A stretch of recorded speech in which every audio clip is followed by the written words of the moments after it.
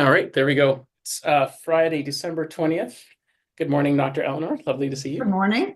We've already caught up a little bit, but as we always do, what's going on for you this week? What are you seeing? What are you doing? What's happening?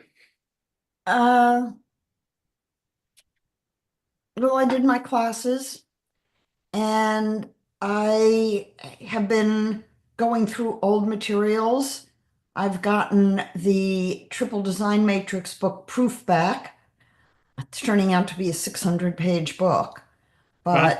but I'll proof it over the weekend. We'll see how long it takes to get it to print. And I'm very excited that the Noble Energy Maps are live and the premium reports are live. So people have the opportunity um, to go in and order a premium report now, which is excellent. Hmm. And I'm just doing my work. Nice. And no classes for the next 2 weeks. So, Oh, there was a podcast that I did with Vicki Dixon for my body graph charts, and that podcast went live this week, and it's gotten quite a few views, and it's it's about a 20-minute podcast. I'd recommend people listen to it if they are interested in some of the background of my work and how astrology fits into it. yeah, I remember you saying that was the astrology focused one. I've got that bookmark for tomorrow. Cool. You ready for some questions? Sure. So Name asked me to ask you. So Name, this is for you. With Noble Energy Maps, people are encouraged to look at the integrated map and where things turn on and off. Given that, how do you see the energy type detail present for people? How do you see the energy type detail? Oh, you know what? I should have read that question. Oh, wait, there's a follow-up. Like, is there ever a time someone would notice their projector nature in one of the 8 maps? Their map defines a projector. No. Most people know who they are and what is their comfortable way of being. And I think people do know that they pick up energy, but they don't identify it with their type. Some people are more sensitive to energy than other people. Um, I think that thinking in terms of type is a little bit artificial, and people are not ever a pure type. Most people, I'd say 99% of the population are manifesting generators in composite. I did a YouTube reading this morning for someone who is a manifester, split definition, and in his composite, he remains a manifester, split definition, no sacral center and no splenic center. But what's so interesting in his chart is that he has 7 out of 8 gates activated from the self center.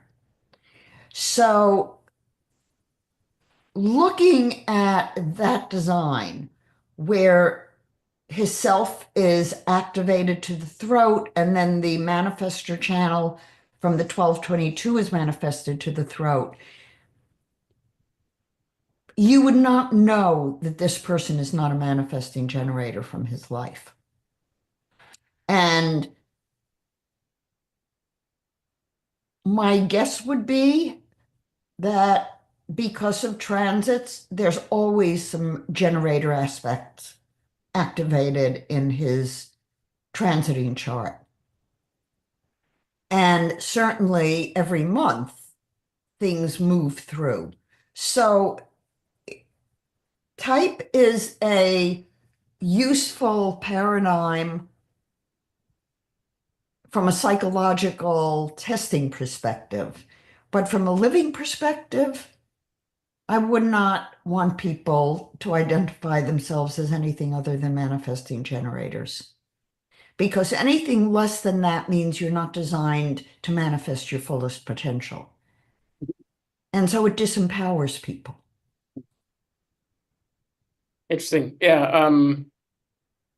It's very interesting because where did my brain go? You just short circuited my brain a bit. Well, I know the one question came out of that is I know Ra used to say that a pure manifesting generator had the 3420. Did that have any meaning? Like he used, I heard him use the word pure with that. Is that, I mean, I know it's part of some powerful straight. I would say, if I were doing it, a pure manifesting generator has the channels from the sacral to the self. Mhm. Now, a 34 as a manifesting generator could be a 3420. That's two worlds. That's the spiritual world and the emotional angelic world. Now, that would be interesting if they had the crown and the ajna, because then you're getting someone who's manifesting spiritual, emotional, angelic, and using creative intelligence, which is the higher octave of knowing. So it's bridging the understanding and the wisdom of the higher centers in the tree of life. But the 34, now the 34-10-20 is integrating three worlds, including the fourth mental world, because Right. the mental world is all the channels. Uh, I don't think like that. Pure, impure. We're all impure. We're all composites of everything. And we have not taken in any of this into account who the parents are, how they affect us, what the people in our energy field are, and how they affect us. Uh, Married couples constantly carry their spouse in their heart. We're never separated. Uh, the consciousness is blended.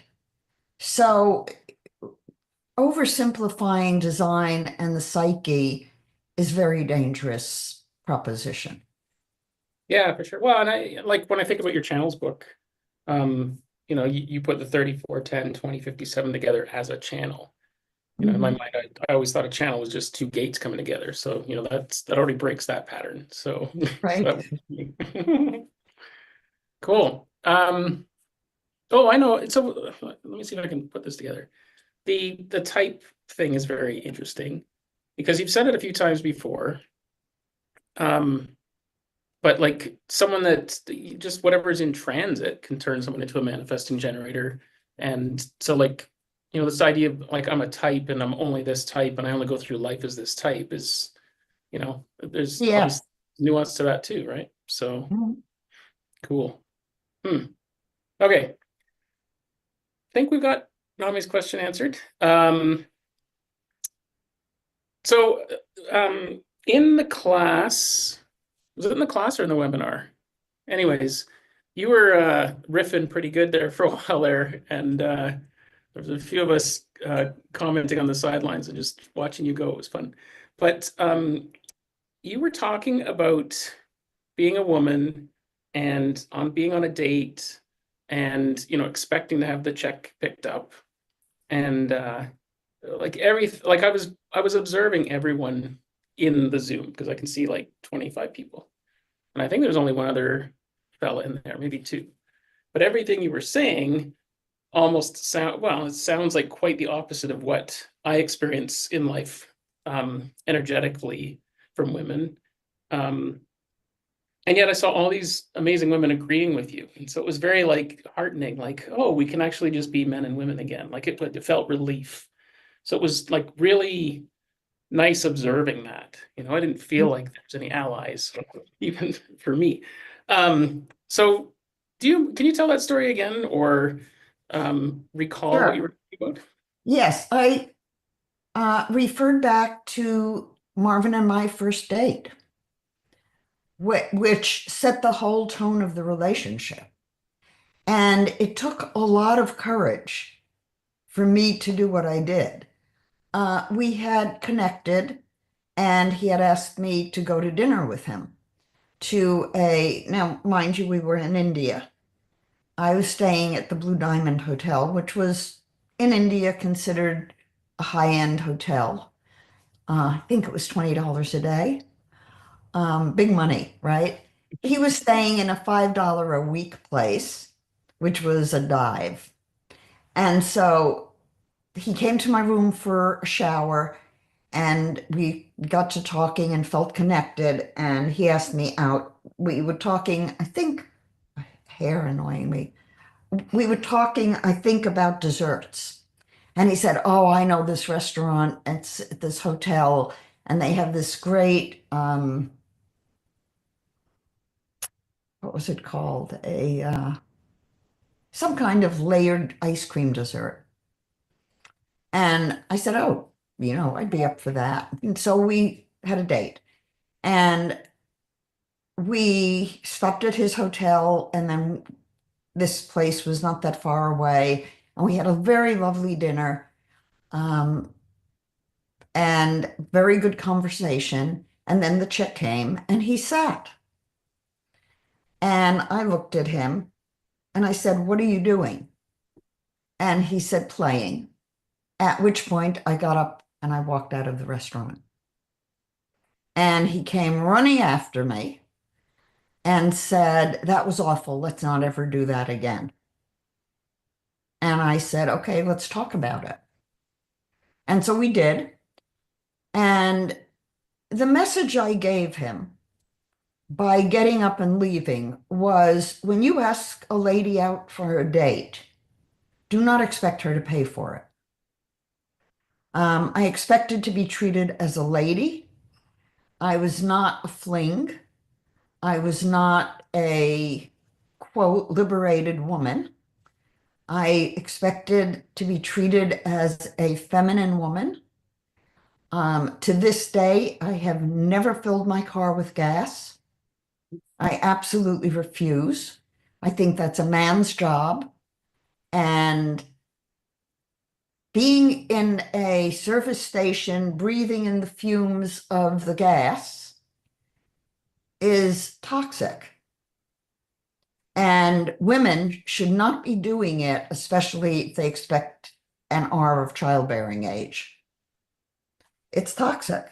So, what are we doing to women and to children and to society by losing boundaries?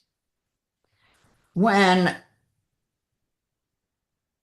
I grew up in the 50s with traditional values, but I remember my oldest sister, who was 17 years older than me, reading and being very excited when Betty Friedan's book came out. Now, many of you were too young to remember Betty Friedan. She was an ugly dog of a woman, put it bluntly. Uh, there, she would have been hard pressed at a party to have anyone come up to her and want to date her. So her book came out sometime in the late 50s, I think. And then I watched when birth control pills came out. Um, I've never been on birth control pills. I refused. And the 1 month the doctor put me on birth control pills, in my early 20s, I got so violently ill that I had an extrapyramidal reaction and it was the worst month of my life. So I see them as toxic. I think they have done great damage to the water table with estrogen in our water supply. And with the women's lib movement, and actually, Marvin told me yesterday that a whistleblower exposed a document that the Rockefellers had put together that specifically said they wanted to destroy the family so that women would become breadwinners and taxes would go up. Uh-huh.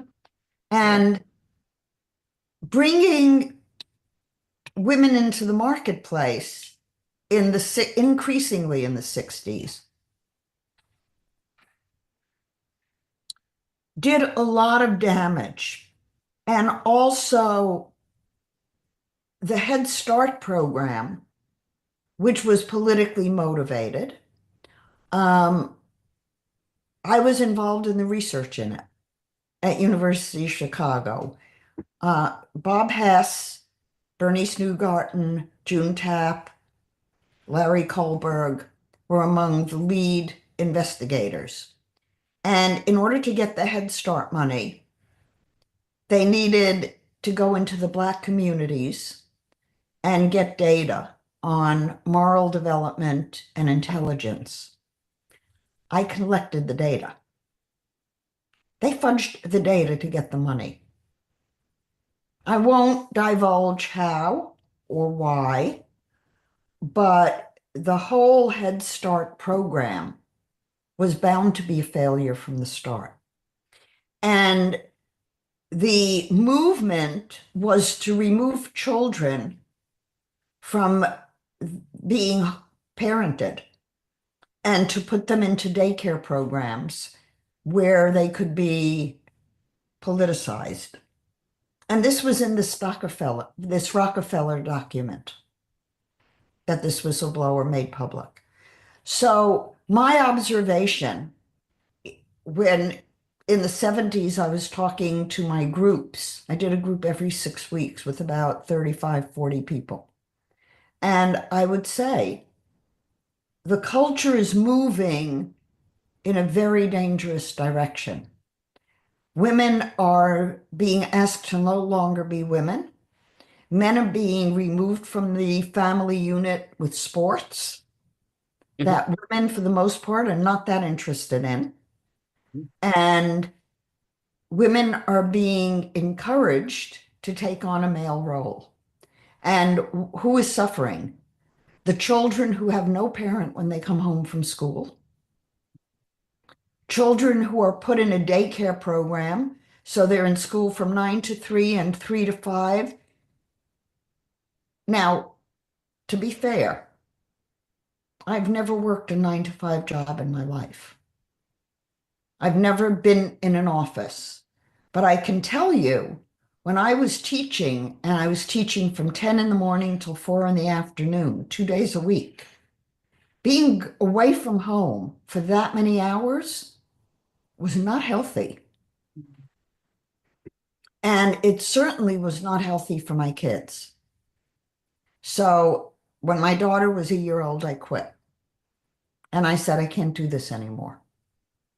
I can't be away from my kids on school hours. And I would do my private practice when my children were in school, and I'd come home to meet them from school. They were never latchkey kids. And my trainings were in the evening when they were already asleep. So I observed the gradual shift that eroded the family and eroded women to, I've never wanted to be a liberated woman. Now, my husband thinks I'm the most liberated woman he's ever met.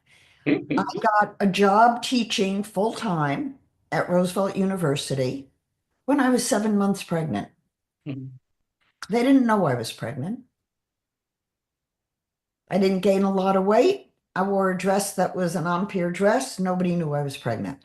So I got a teaching job when I was pregnant. And then the first year I was teaching, I was pregnant with my second child.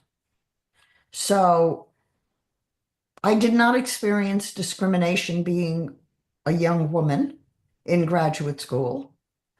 Um, I certainly did not experience discrimination in my PhD program. Women were treated equally to men, and half my professors were women. And this was in the 60s, before abortions were legal everywhere, before birth control pills were rampant, and when, if you think back and think about why did we need women's lib when women were already free to do what they wanted to do? Women could stay home, women could go to work, women could go to school. It was up to them. And I watched the erosion of women's rights, thinking women had rights. Now, Mhm. I was advocating for men's rights, and men still have no rights, Mhm. and nobody talks about it. Mhm. Men are expected to earn a living, take care of themselves, and be good-natured, while women are in the marketplace not taking care of their men. So where do men get taken care of? And on top of that, abortion is only talked about as a woman's right. What about a man's right to Mhm. not be responsible for financial support of a child they didn't want, didn't plan for, and were told the woman couldn't get pregnant? Mhm. Where does a man have the right to say, I did not want this child and I did not sign on to have this child, and I was told that the woman was on birth control and she took advantage of me, and now I'm expected to pay 21 years of child support. That's not fair. Mhm. And I know men to whom that happened, and nobody would give them the time of day. Yeah. So we live in a very imbalanced culture that was politicized in order for women to work. So you'd have two people working in a family and there'd be more taxes paid. To me, that's a very unfair, unequal system that needs to be revised. And I'm all for doing what I love doing, which is helping people and doing my work. And I've had the total support of my family and my husband especially. And I've done all the feminine tasks and was able to do it school hours. Now, I always had housekeepers because I was working. So I would take money I earned and pay for help Mhm. so that I could free my time to be with my children. Right. And when I stayed home for the 2 weeks I stayed home and didn't work after my dissertation, I thought, oh, this is great. I'll stay home and be a house mom and take care of my kids and do. And I realized, for one thing, that cleaning up after 2 and 3-year-olds is a full-time job. And it was not one that I wanted to do because when I was doing it, I couldn't be present with my kids. So I opted to work nursery school or preschool or school hours so I could work and have someone do the stuff that would allow me, when my children were free and I was free, to devote all of my time to my children. And that's what I did. We'd sit and read for hours. I'd get on the floor and play with them. Mhm. We'd put things together.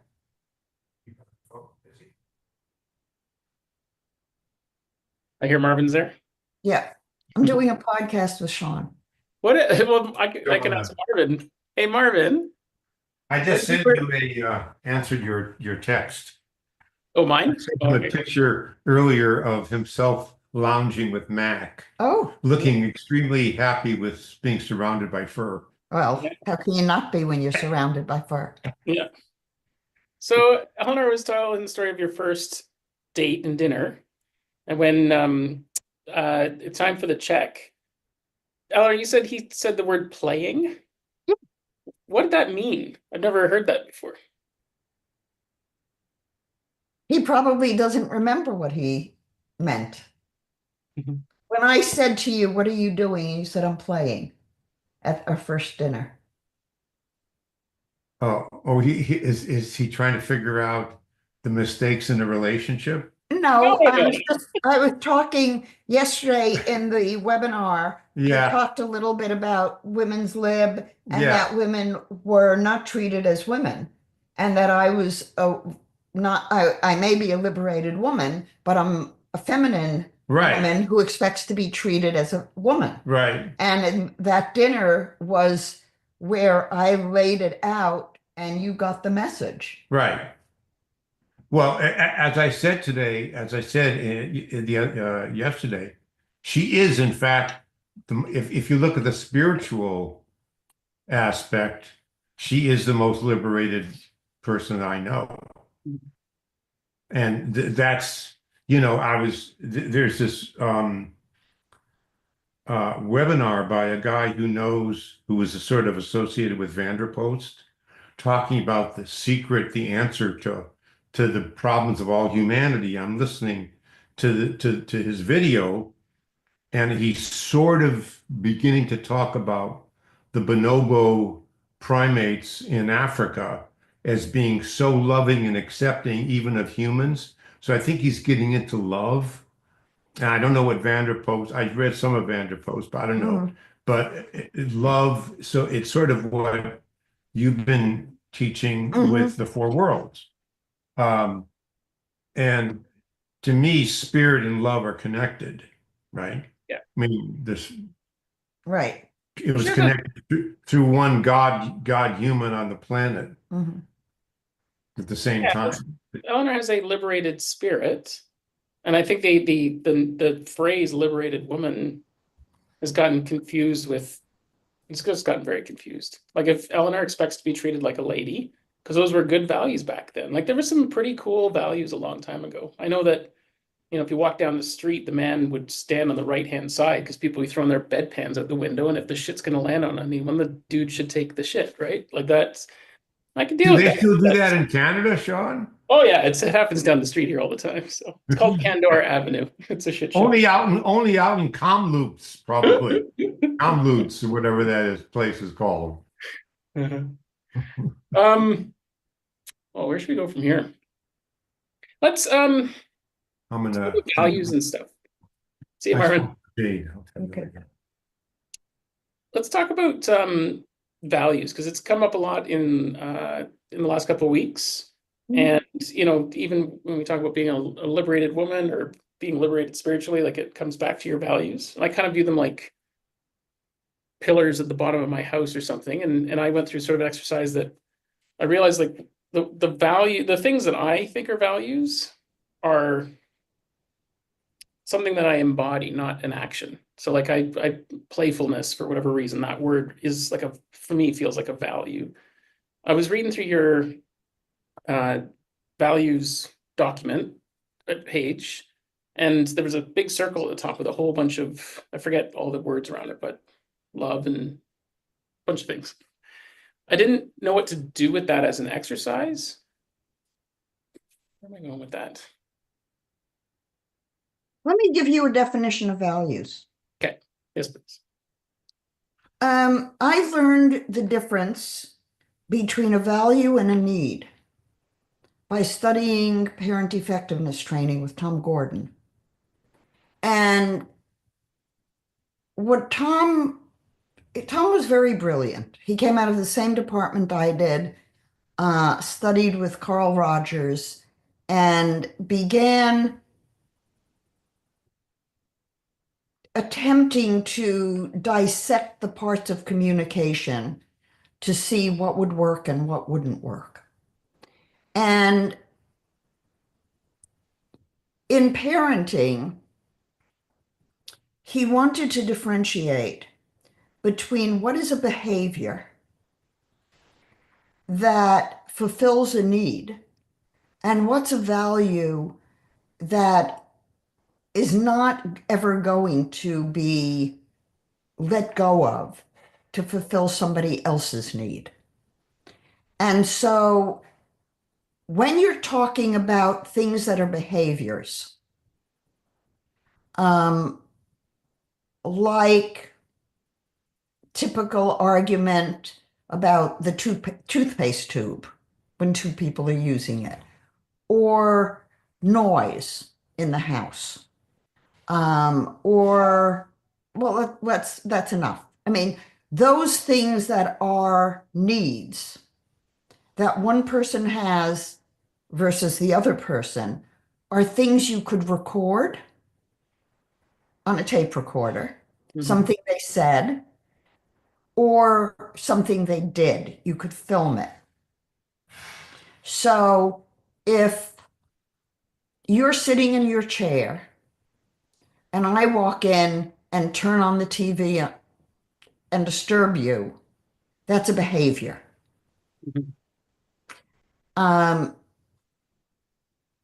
If I were to leave dishes in the sink, or you left dishes in the sink, and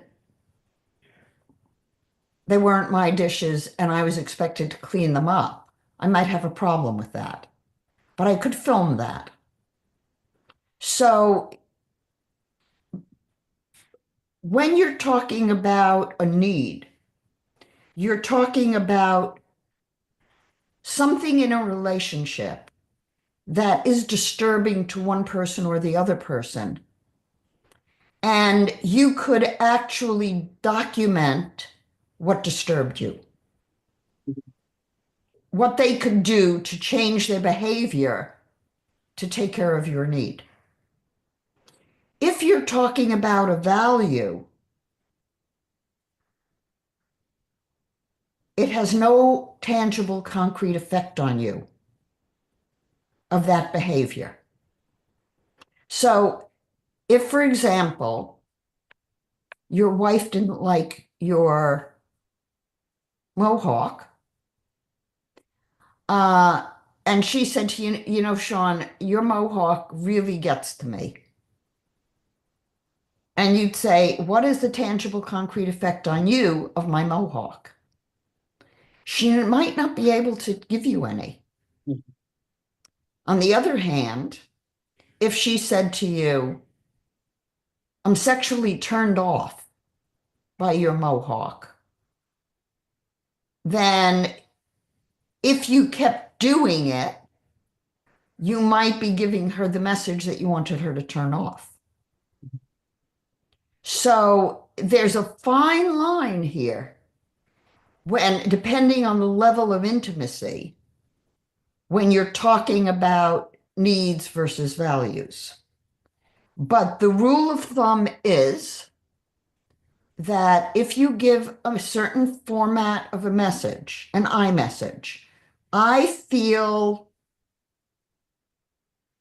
disregarded when you leave dishes in the sink because it takes time away from what I'm doing with the children or with my work, or my hands are chapped and I shouldn't be washing dishes. It could be anything. But there again, we get into some value gray zones. But the rule of thumb, like, and the example I always use is my kids were in first grade and kindergarten, and they woke up one morning and said, we want ice cream for breakfast. I was a PET teacher. And I thought, okay, they want to eat ice cream for breakfast. What's the tangible, concrete effect on me of them eating ice cream? Couldn't come up with one. I'm worried you may get hungry. It may not be good for you to eat it. What's the consequence on me? I couldn't come up with that. I said, okay, here's your ice cream. They never ate it again. Yeah. I also was living in Chicago. And when they'd say to me, I'd say, here's your hat. We don't want to wear a hat today. What's the tangible, concrete effect on me? Couldn't come up with one. I let them go without their hat. I wasn't stupid. I took the hat in the car with me because I knew they'd be cold and they'd be sorry. But because I didn't own their problem, they learned natural consequences for themselves of their values. And I would tell parents of elementary school, boys especially, they'd often come in and the problem was their sons wouldn't shower or wouldn't comb their hair. And I'd say, what's the tangible, concrete effect on you of that behavior? They couldn't come up with one. I'd say, when your son goes into puberty, he'll shower because he'll want to attract girls. Yeah. So it's not your problem. Yeah. Stay out of it. It's a value issue. Mhm. And now, when you're dealing with intimate couples, I've seen marriages fall apart because one person is driven by money and power and the other person by spirit. Or one person is emotionally reactive and the other person feels abused and can't stay. Or one person's a drinker and the other is not.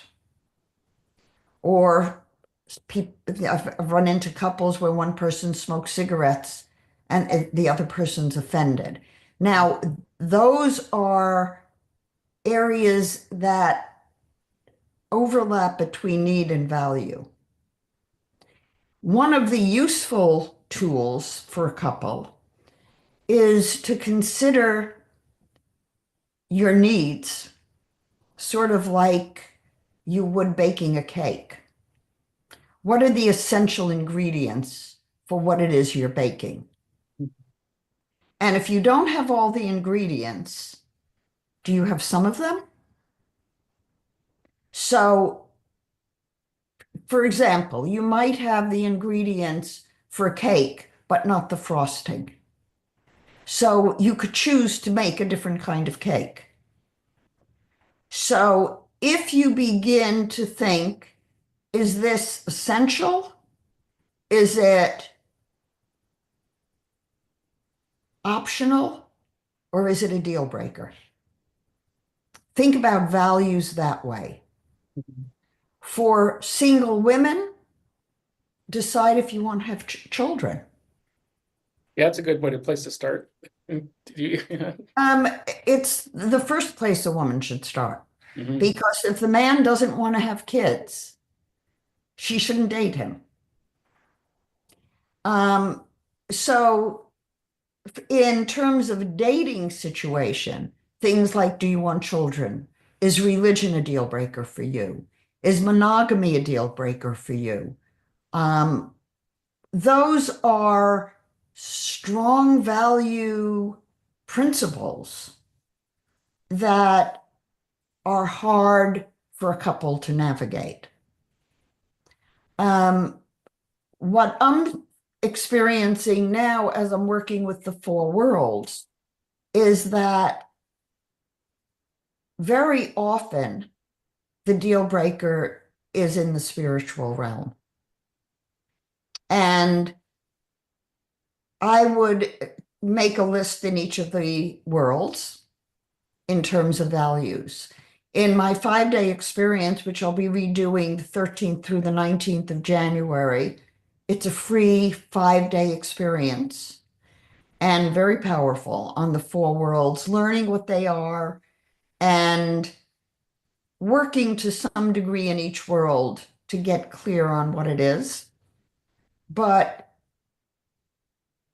any of the four worlds that are not congruent in a couple can create marriage issues. Mhm.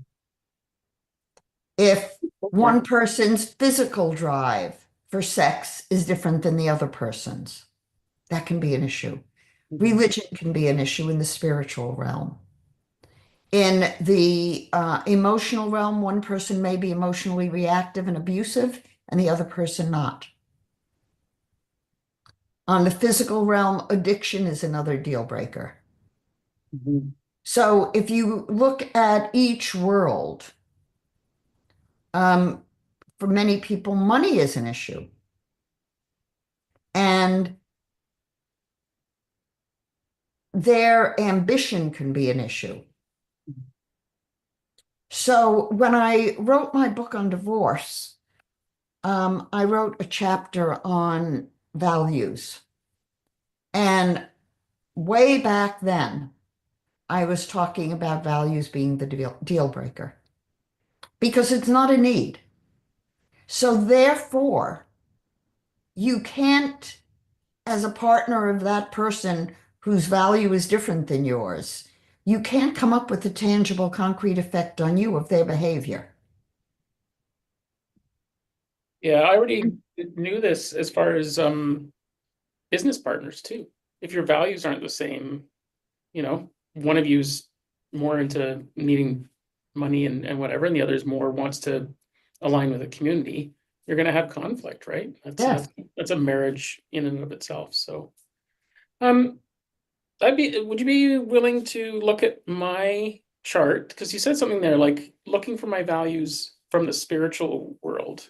That would be interesting because I haven't, partly I still struggle with which I'm looking at. So, but that, Well, because that what are actually, you, what, without a chart, Sean, yeah, what spirit, where are you spiritually? Do you believe in God? I believe, yes, I believe I'm connected to spirit.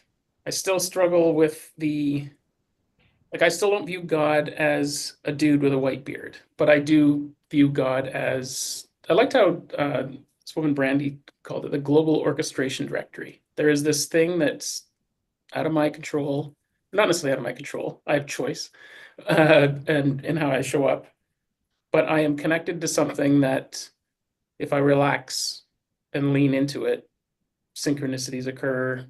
Um, I get presented new learning opportunities that are exciting, and they're not always good, but they're happening for me, not to me. Um, so yeah, I believe in God from that standpoint. I definitely struggle with anything to do with organized religion and tying it to any notion that God's been attached to with that. So have you and your wife talked about that? Quite a bit. It partly. Do Oh, you go ahead. agree? I think so. I think because, and it's funny, but it's kind of Reiki that's helped with that connection. That idea that you can feel and sense something that's happening external to my body. Mm-hmm. In fact, like the other day, you were talking about the galvanic skin response. I had no idea what that was. And all of a sudden last night, it was all I could do was looking that up. So, and that was just like fascinating to me. Like, if you want to feel a connection to God, pay attention to the vibration you feel and how you're interacting. That's kind of how I found it. Uh, that and like the hypnosis course kind of woke me up to that too. So, yeah, so I think we have lots and lots of conversations lately about how much more connected I feel, the things that I'm experiencing because of that. And for a while, I thought I was losing my mind. And I think she thought I was too. And now we just kind of laugh about it, and it's just kind of neat. Did you lose your mind? No, no, I felt like I got came close a few times. um, but I've been even changing the words. Like I used to keep saying like that was weird, that was weird, and now even it's just the words have changed. So that's neat, cool, neat. Like it's not expected, but it's not surprising either. So yeah, and a lot of those connections about spirit has been around my grandfather, and I think I told you about the connection through my left toe and the spirit, and just like I just keep getting reminded that I have a connection to spirit through my left toe for whatever reason. And so I just keep talking about it, and then she's picking up on it, and so it's good. It's been really good. So I think going inside yourself, looking for your values, would do you a lot more good than looking at a chart. I agree. I'm just curious because I do find, like, I recognize how hyper analytical my brain can be. Like I feel like a computer at times that's trying to spit out data. And so I love the data points because it gives me something to be curious about. You see, you have the data points. Mhm. And if you look in your chart, it could limit you. True. Yeah. So that's And the chart. the integrated chart is feeding everything. And I keep repeating, we're in a 64 gate matrix Mhm. because we're alive. We're not 64 gates. Some are connecting, some are not connecting to each other. And that defines us. We're in I've delineated 8 matrices that happen to coincide with developmental times in early development. But a baby is living for those 90 days. And every day is bringing new energy into that baby. So we would have to do a chart. If we were going to do what you're asking to be done, the only right way to do it would be to look at that 3-month period every single day to see where's the moon, where's Venus, where's Mercury, what's it doing, what's it triggering, and how might this be affecting this person? Because that is an external influence on you. Mhm. And what's coming from inside is interacting with the outside. So who's the real you? Yeah, I was thinking like one could argue that, like, with traditional human design, I guess it's 2 charts, 3 charts, depending on how you view it. And then with Noble, it's 8, but arguably there's just charts every day, all the time, because it's just so like you can go crazy. So yeah. My mentor astrologer, Katie DeJersey, I mention her a lot, told me, dear, don't live your life by astrology. Now, this is someone who told me I'd move from Chicago when I did. She told me I'd meet someone who'd be important in my life. I met Marvin at the day and time she told me. She told my daughter when she'd meet her husband. I told my son when he'd meet his wife. I told other people things that have come true in their life. That doesn't mean it was predestined. And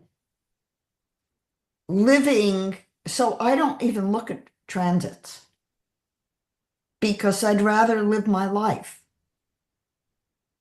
And for the listeners, live your life. Don't get bogged down. This stuff is really interesting. It can be very useful. The 4 worlds are far more critical in understanding than your body design because if we live out of the spiritual world and we do it with mastery, all the other worlds fall into place because the divine is orchestrating. And we are choosing to be in that frequency. When we are not in that frequency, things don't manifest. Mhm. So we can intellectually look at a design and try to live it, but that's not going to do it. You have to be it. You have to be the integrated whole. Yeah. Yeah, there's a quote the other day where I saw it. I might even get it right, but it was the universe doesn't give you what you ask for. It meets you where you're at, or something to that Mhm. effect. And that was timely. Like just a different way to look at it. I was Mhm. hoping to manifest things, hoping, but I wasn't actually even ready for the things I was hoping to manifest. Physically ready, mentally ready. Well, remember, manifestation takes 3 months. Hmm. So as we begin to think about manifesting, things begin to align in the universe with what it is we're thinking. And if our thoughts are a little bit off, we're going to, along the way, need to adjust. Yeah. And every day is a new start of that 3-month manifestation period. It's not like I'm going to start manifesting on December 25th, and 3 months from there, I'm going to get what I wish. It is every day is a more aligned, more positive, more in tune step forward. And then, yeah. And then I'm lucky because it's fascinating. But like, it's pickleball for a while there. People would be like, oh, that was a lucky shot. And eventually I was like, no, I just did that with ease, actually. I used to view it as lucky. Now it's like, no, that's precisely what I intended to do because my body can actually do it now. Hmm. So, yeah, it's fascinating. Hmm. Okay.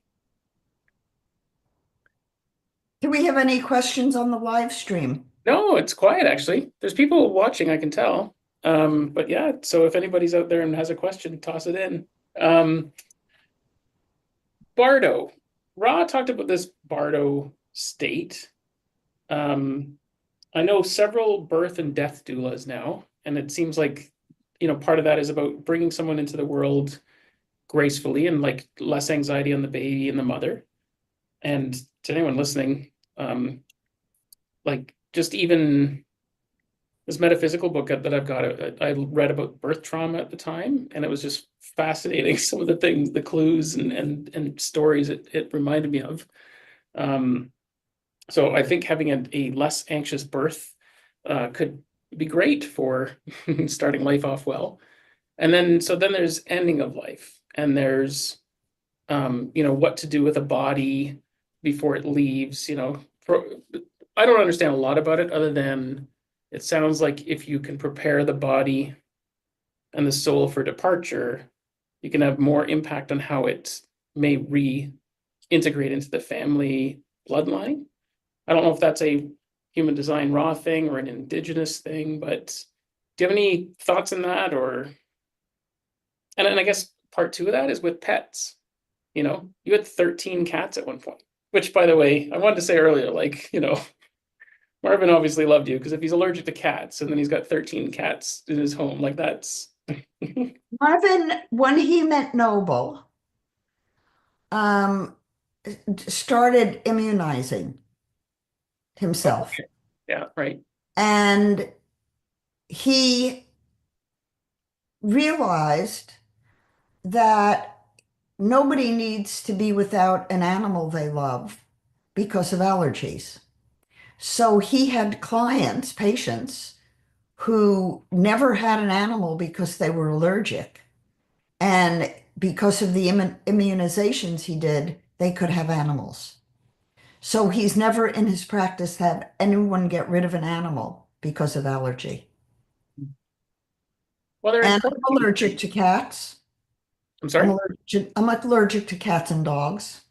Are you really? Okay. Oh, yeah, very. Hmm. So what?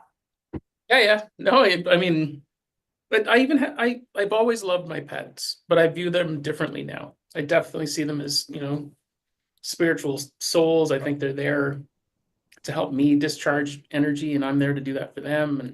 And it's powerful. So I have a bunch of questions around that, but like, I mean, having 13 cats and saying goodbye to 13 cats, sounds agonizing too, right? Like when you start having that kind of a connection with an animal. So yeah, it's the whole Bardo thing, the idea that, are some of these souls coming back and they came back as a pet. I'd be curious about your thoughts about or experiences with that. I don't think too much about it. In my practice, I've done past life regressions. I studied with Dolores Cannon before she was ever famous. I had her notes typewritten when I was studying them. And I've remembered past lives and validated them. And when I had my first Kundalini experience, conscious one, I was asking, of what am I afraid? And the answer was death. And because of reincarnation and the process that happens as we go through it. But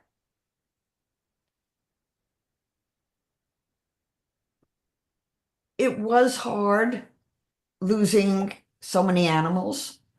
The only thing Ra told us was the only thing the voice told him, according to him, was that when somebody dies, they should wait 3 days before anything is done with the body, because it takes that long for the soul to leave.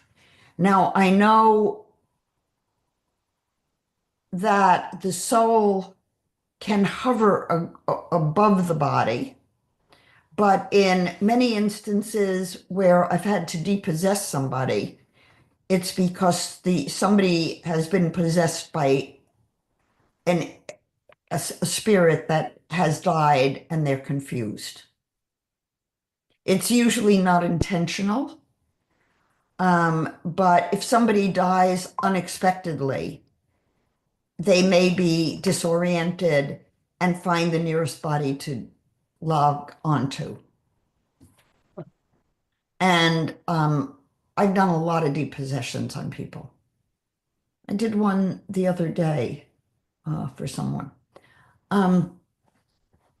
So we've always, when an animal's died, we've waited 3 days before we've had them cremated. And I do believe in cremation instead of burial, mainly because I would not want to be underground. Yeah, doesn't appeal to me either. And I don't want the worms near me. I don't want them near me when I'm alive, and I don't want them near me when I'm dead.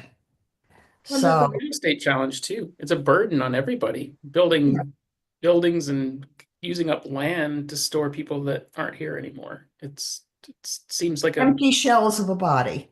it's a disservice to everybody else and a waste of everyone's resources.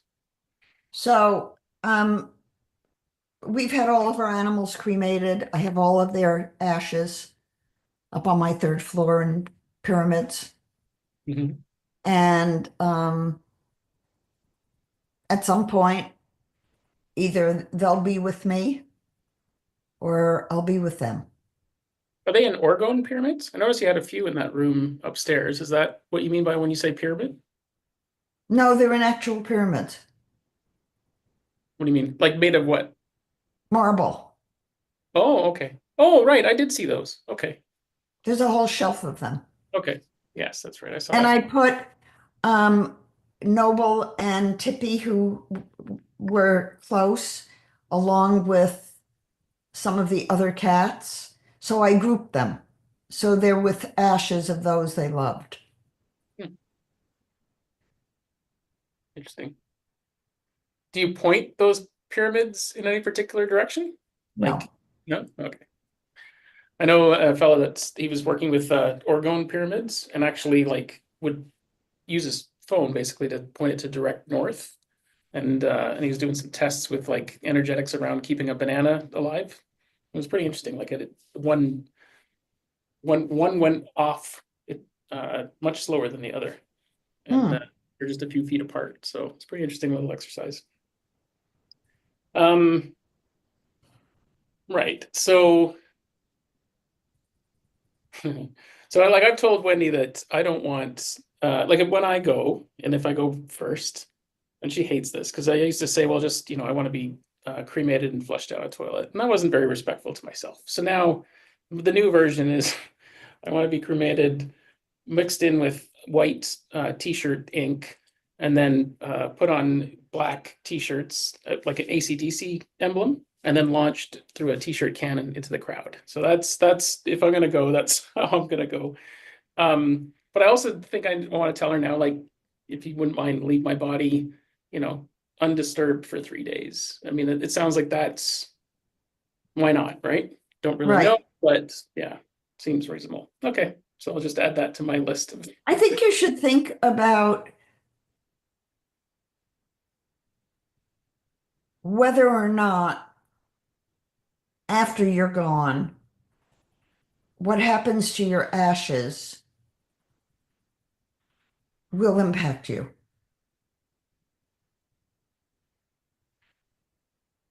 Are you And, referring to and if it will, what you want done with it. I guess a lot of people do think about those things, right? And they instruct, like they want to be released on a hill or that kind of stuff. Is that what you mean? Like where those ashes are? No, not so much that as whether the projection that you have of what would happen to you and your ashes is congruent and aligned with the depth of your soul. Okay. Yeah. It should not just be superficial. Don't make a joke of it. No, it's not a joke because you're going to live with it for eons. Mhm. Hmm. All right, I'll give that some thought. How are we doing for time here? You still got energy? We only I do, but I do have to see something here that just came in. Okay. Take your time. I'll take a look through my list of old questions here. No one's chimed in yet online.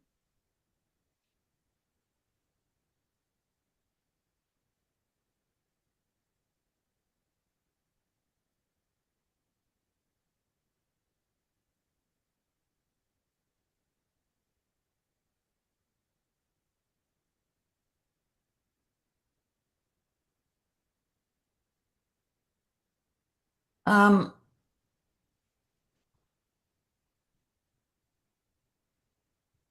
okay. I'll see. I'll just tell this client.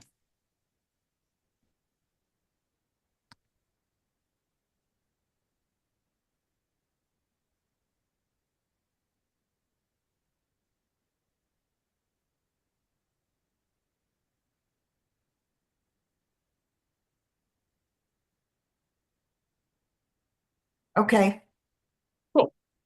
I got a bunch of Reiki questions. Okay. Reiki. Oh, and I actually have a question for you. You've sent my Reiki certificates, right? Because we haven't received them, but we got a FedEx keeps asking me for $214 US for a package with no description. And it doesn't have a source address. So I We don't didn't can't send it FedEx. I don't Okay. believe. I don't know what that's about. But yeah, we've never actually received them. So, Orlena mailed it. I know there was a trouble the first time, but I don't know if we haven't received them. So not a big deal, more than I'm just curious. And I was trying to figure out why FedEx wants $214. But Ask them to see the package. yeah, they're weird about it. They want the money first. And I'll gonna ask Arlena. I think it was in a normal envelope yeah. and it wasn't, I think it was $16 to Yeah. send. But if you don't receive them, because you should have gotten them, I can always take a picture and send you one. Okay. And then when we see each other in person, I can hand it to you. Yeah. Yeah. I'd love to. I know there's energy with it as well. So I'm looking forward to having it on the wall. And I just wondered, like, I think at the time I thought, did you put a value on the package and then they're trying to collect taxes and duty on it? And so I didn't think it was from you.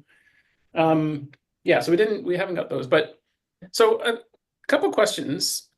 the lineage of the Reiki is traces back to Mrs. Tanaka, and you've talked about the lineage over time kind of being diluted. If someone has been initiated in, let's call it the diluted Reiki, would they benefit from a tune-up? Like if they were Oh, to, yeah. Oh, yeah. They don't have Reiki. right? They just think they do, basically. They think they do, but they don't. So, Reiki is like TM. It's always been handed from a master to a student in person or through the attunement at a distance. And it has to be done exactly the way it was meant to be done. Barbara Ray did,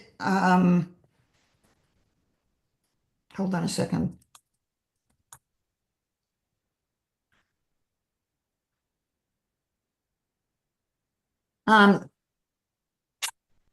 When Barbara Ray was given the keys, she thought she was the only one. Mrs. Takata gave the keys to her and to her granddaughter Phyllis.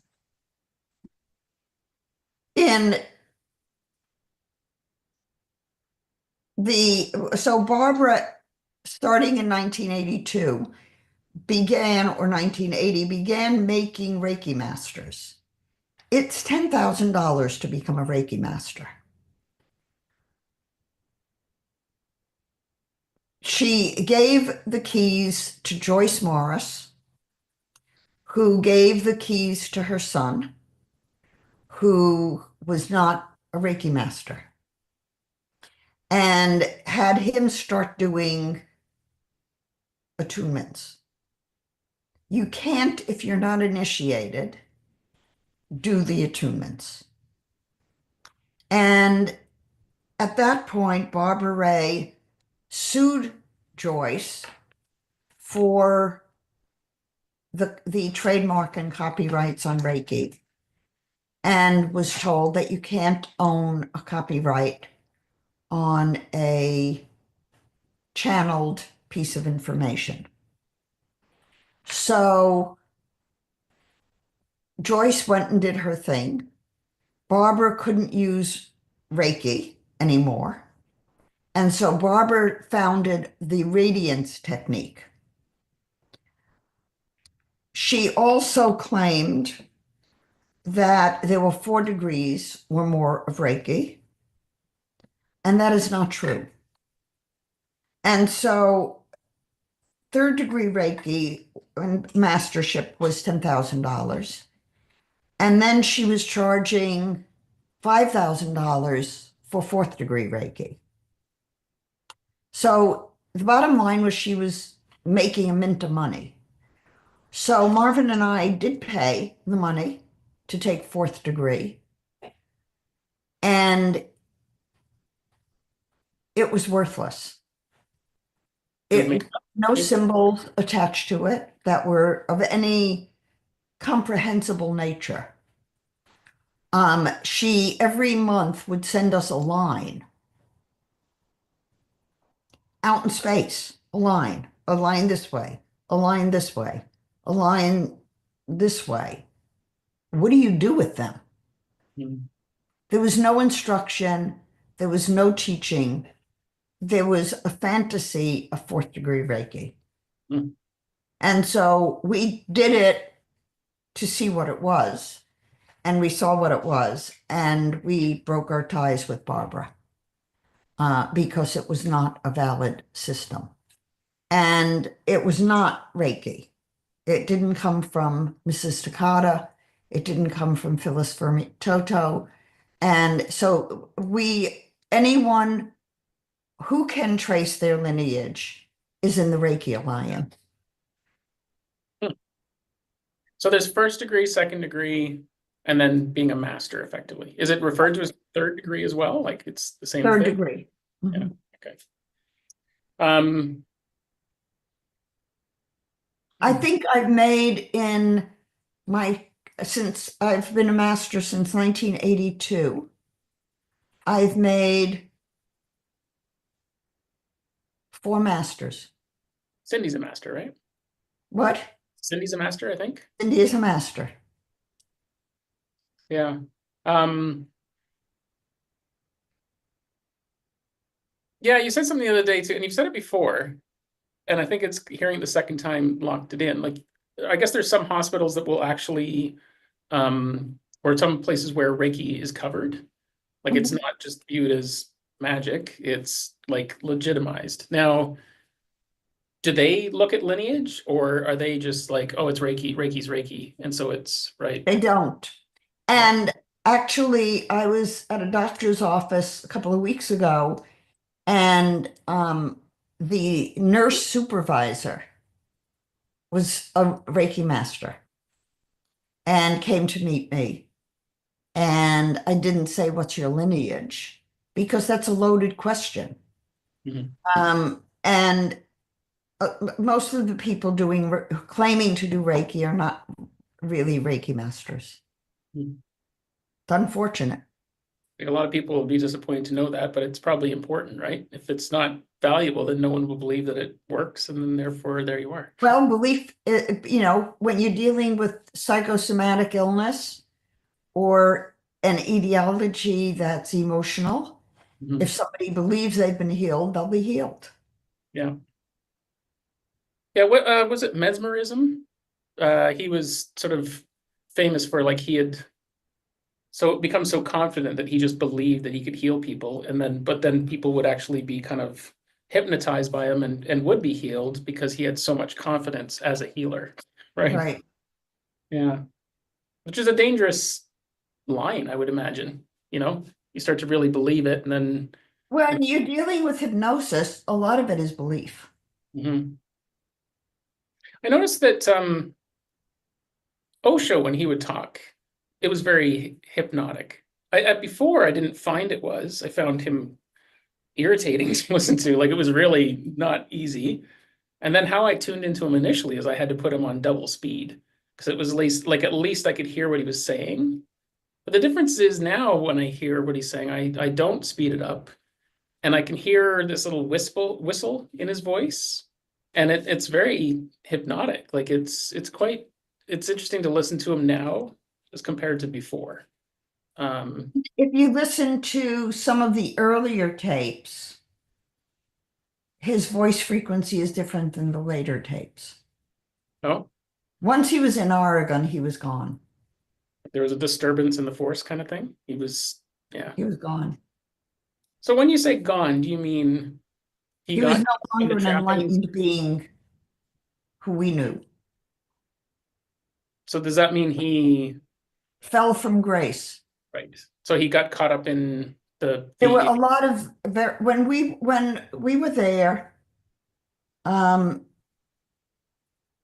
Sheila was there, Lakshi was there, Samundra was there, um, Siddha was there. Um, those are people I know ended up at the ranch in Oregon. Um, Marianne Winokur was named Patty Pata, and she held the machine gun for Osho in Oregon.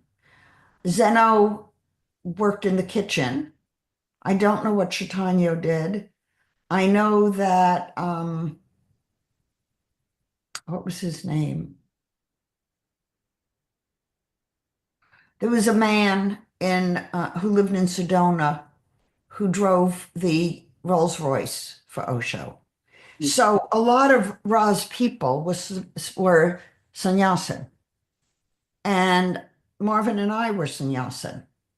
And then 6 months after we were in India, um, I knew when I left that the people in the one building where the administration was, I knew those administrative people were evil. I could feel it when I'd walk in. There was too much.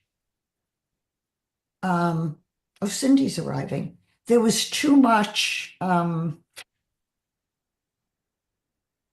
negative energy around it. The only way to say it. So I was cautious and didn't want to associate. But then I wrote to Osho about something a number of months later, and the answer was so inane that Marvin and I just burned everything. All of the photographs we had with him, all the photographs of the ashram, mala beads with his hair in it, everything. We put it in the fireplace and burned it. And took off our orange clothes. So how does, like, it seems like people want to be enlightened. It never occurred to me that you could fall from enlightenment, but that's an example, obviously, right? So what do you think happened? He trusted in the wrong people and got sucked back to the 3D? He got involved in sex Hmm. and drugs. He had a lot of health issues. He obviously didn't take care of his health. And he was in pain a lot. And he didn't have the strongest ethics. And so when you think about the tree of life and you think, if somebody's really up there, they're living what they claim you can live. But Osho wasn't living what he was saying you could do. And you can't do that.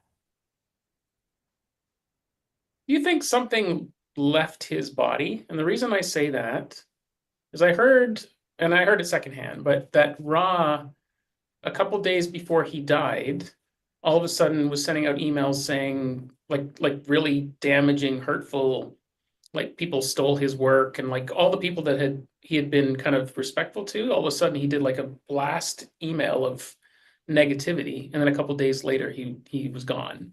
And part of me wonders if like part of his enlightened design left his body and he was Was not enlightened. right. Okay, maybe not enlightened, but Ra was not he even highly conscious. Mm. Ra was ordinary. So he was just straight channeling and knew how, basically. Right. That makes more sense. He was a scoundrel. He was dishonest. He was deceitful. He did not live up to his signed contracts. He went behind people's backs and double-crossed them. He did that to Zeno and Chaitanya numerous times. He did it to Marvin and me a couple of times. I called him out on it, but he would say one thing and then we'd catch him doing something else. And, we had a legal contract. He never intended to pay his bills. One of the reasons I ended working with him was that he wouldn't let me do anything to build a business other than what he wanted done on his time and his way under his control. And I was more qualified than he was from an academic standpoint. Sure. And he asked me to do the statistics and then he wanted to fudge the data. So, we're dealing with a man who channeled information and he did not have the consciousness to ascend to the level of the information. Yeah, I really appreciate your consistency. I saw a video of you, I think it's on your channel, and it's got to be 25 years ago, just based on everything about the technology. It was a very clear video, and you were saying the same thing that you're saying right now. Like it's not like you've been changing your tune. So it's awesome. Um, Wind this up because Cindy's arrived okay, and the dogs are barking, and we've covered a lot of ground. we did. That was awesome. I mean, we can connect later, but did you want to, like, next week, there's no class. Do you want a week off or do you want to chat? That would be the 27th, which I can do, but Let me look. and there'll probably be lots of flexibility. Evan, I am doing a free Friday reading, but if Okay. you want the afternoon off, I'm fine to take it off or to do it. I love chatting with you, so I would happily do it. Okay, let's do it. Okay, perfect. All right. Well, We're gonna do it at 2:30, correct? so that is 11. Yes, that helps me because then I can get my pickleball in the morning and Okay, more pickleball it is. okay, awesome. Thank you, Sean. Yeah, thank you. Let me tap the button here. We'll see you soon.